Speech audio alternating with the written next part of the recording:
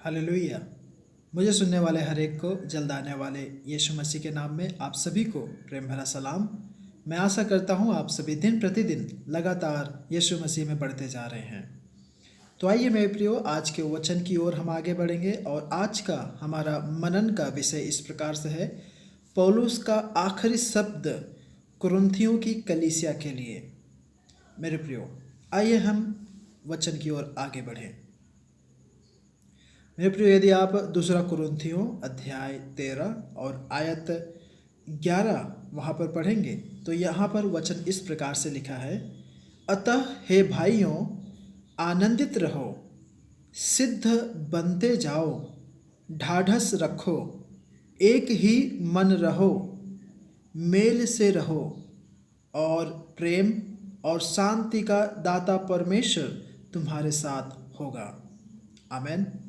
मेरे प्रियो, जैसा कि आप सभी जानते हैं कि हम अगर कुछ भी काम या फिर नए रीति से करना शुरू करें या फिर कहीं एक अलग इलाके में जाते हैं, एक अलग माहौल में जाते हैं, एक नए समुदाय में जाते हैं, एक नए लोगों के बीच में जाते हैं, तो जहाँ जिस परिस्थिति को हम छोड़कर एक दूसरे माहौल में जा रहे हैं, तो अक्सर देखा जाता है कि लोग हमें कुछ न कुछ बातें कहते हैं याद में रखने के लिए, ताकि आप वहाँ पर जाते हैं तो आपका भला हो और आप बहुतों के लिए एक आशीष का कारण बने, वहाँ पर आप फले फूले और अनुग्रहित रहें।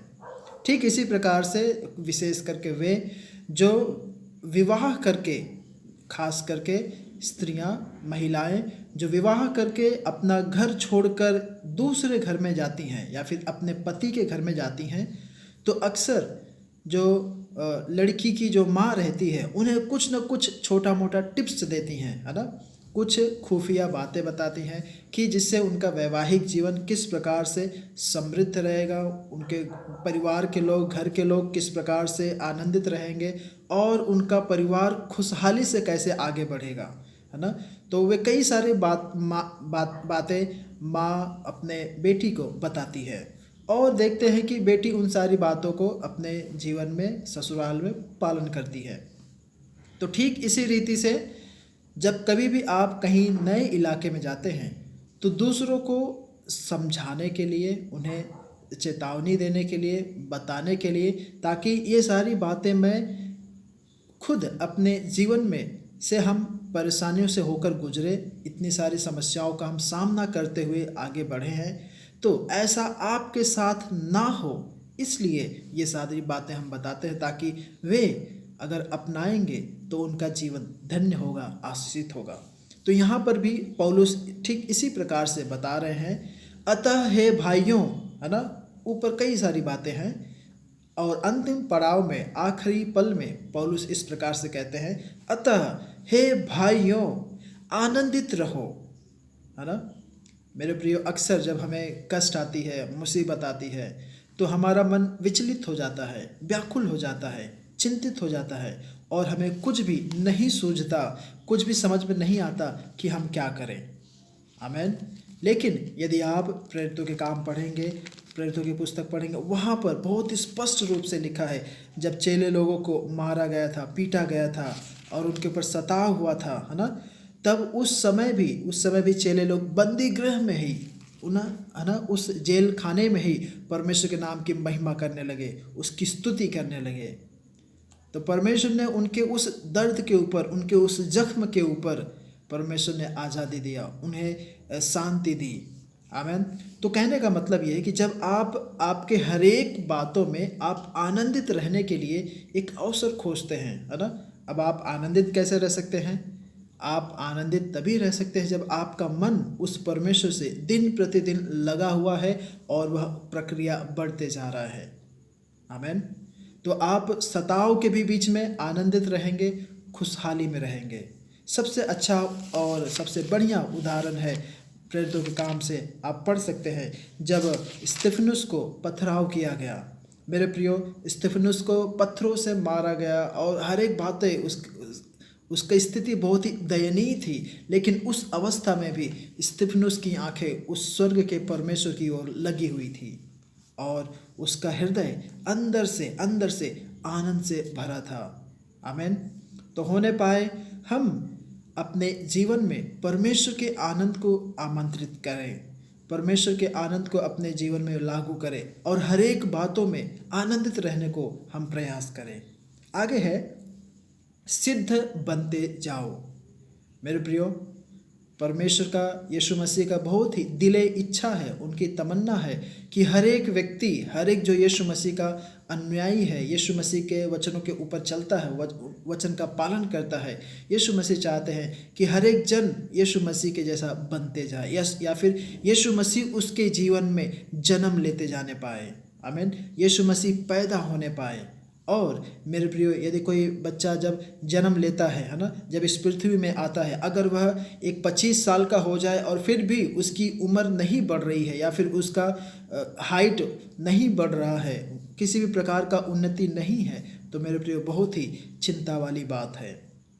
लेकिन जब वह बच्चा हर एक रीति से आगे बढ़ता है, बुद्धि से, शरीर से भी आगे बढ़ता है ना, तो माता पिता के लिए एक आशीष का कारण रहता है, अनुग्रह का कारण रहता है और खुशी का कारण रहता है। तो ठीक इसी प्रकार से हम जो आत्मिक हैं, हम जो यीशु मसीह के बच्चे हैं, है ना, जो हम परमेश्वर की संतान है, परमेश्वर का वचन ऐसा कहता है कि आप दिन प्रतिदिन परमेश्वर की सिद्धता में, परमेश्वर के वचनों में आप आगे बढ़ते जाएं। मेरे प्रियो, वचन कौन है? वचन परमेश्वर है। यदि आप यूहन्ना रचित सुसमाचार अध्याय 1 पढ़ेंगे तो आप स्पष्ट रूप से जान सकते हैं कि वचन ही देहधारी होकर इस पृथ्वी में आया। तो कहने का मतलब यह है कि जब आप वचन में मजबूत होते जाएंगे, वचन में आप बढ़ते जाएंगे, तब देखना आप एक समय में जाके आप सिद्ध हो जाएंगे, आप उस यीशु मसीह में परिपक्व हो जाएंगे। आमीन। और परमेश्वर चाहते हैं कि आप परिपक्व हों। आमीन। आगे है ढाढ़स रखो। आमीन। ढाढ़स रखो। मेरे प्रियो, हम में से कई लोग ऐसे हैं जो अपना संयम, अपना आपा विभिन्न बातों में खो देते हैं। जब उनके ऊपर विभिन्न सारी बातें, परेशानियां, दिक्कत आती हैं तो वे अपना आपा खो बैठते हैं, वे ढाढ़स नहीं बांधते हैं, हिम्मत नहीं रखते हैं।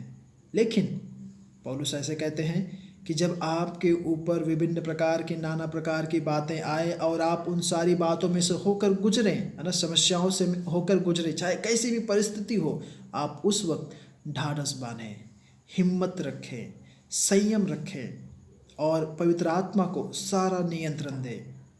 तब वह पवित्र आत्मा आपको जरूर है उस वक्त अगुवाई करेगा, आपका मार्गदर्शन करेगा। और इतना भी नहीं, परमेश्वर आपके हाथों को थाम कर आपको आगे लेके चलेंगे।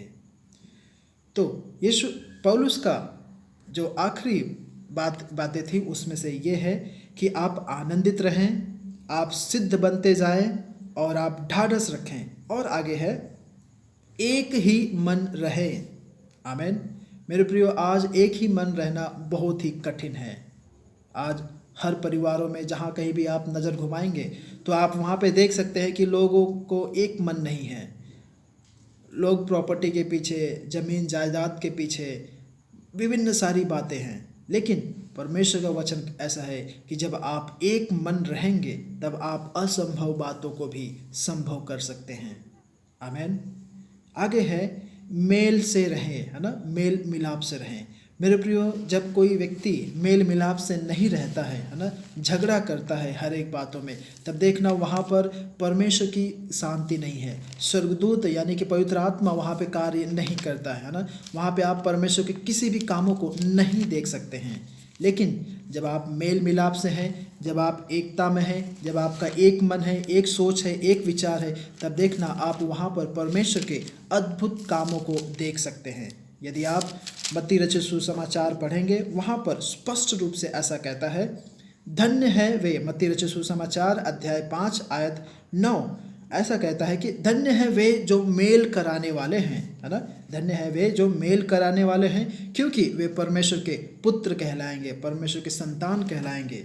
मेरे प्रियो, यदि आप मेल मिलाप से रहते हैं, है ना, यदि किसी दो भाइयों के बीच में झगड़ा है और आप वहाँ पर मेल करवा दे रहे हैं, लोगों का रिश्ता आप जोड़ के दे रहे हैं, तब देखना मेरे प्रियो, आप इस पृथ्वी में एक चिन्ह ठहरते हैं परमेश्वर के पुत्र के प्रति। तो मेरे प्रियो, पौलुस अपने आखिरी अंतिम बातों में यही लिख रहे हैं कि मेरे प्रियो, आप हमेशा आनंदित रहें, आप सिद्धता की ओर बढ़ते जाएं। आप अपने आप में ढाढ़स रखें, एक ही मन रहें, है ना, एक मन रहें। और इतना भी नहीं, आप हमेशा मेल मिलाप करने को कोशिश करते रहें। और जब ऐसा होगा तब वचन ऐसा कहता है, और प्रेम और शांति का दाता परमेश्वर तुम्हारे साथ होगा। आमीन। जब ये सारी बातें आपके जीवन में घटित होंगी और इन सारी बातों का आप दिन प्रतिदिन पालन करते जाएंगे, तब वह शांति का परमेश्वर आपके जीवन में संग साथ रहेगा, आपके उठेगा, संग साथ बैठेगा, आपसे बातें करेगा और आपको अगुवाई करेगा। तो होने पाए मेरे प्रियो, आप इन सारी बातों के पीछे चलें, इन सारी बातों के पीछे हो लें और परमेश्वर को आप प्रसन्न करने पाए। परमेश्वर आप सभी को इन वचनों के द्वारा आशीष करे, अनुग्रहित करे। आइए मेरे प्रियो, हम एक आखिरी प्रार्थना करके समाप्त करें। प्रभु जी धन्यवाद परमेश्वर, इस सुंदर समय के लिए। सुने हुए वचन के अनुसार प्रार्थना करते राजा, इन वचनों को जितने भी लोगों ने सुना है उन सभी को तू आशीषित कर, अनुग्रहित कर परमेश्वर। प्रभु जी राजा, तेरे प्रेम में परमेश्वर, तेरी सिद्धता में राजा, ढाढ़स बांधने में परमेश्वर, एक मन रहने में राजा, मेल मिलाप के संग साथ रहने के लिए परमेश्वर, प्रभु जी तू हम सभी को सहायता मदद कर। हमारी नहीं, तेरी इच्छा पूरी होते जाने पाए परमेश्वर। तूने हर एक को आशीष किया, अनुग्रहित किया, धन्यवाद कहते हैं। तूने हमारी प्रार्थना सुना, धन्यवाद। यह प्रार्थना यीशु के नाम से मांगता हूँ, आमीन आमीन। प्रभु आप सभी को आशीष करे। जय मसीह की।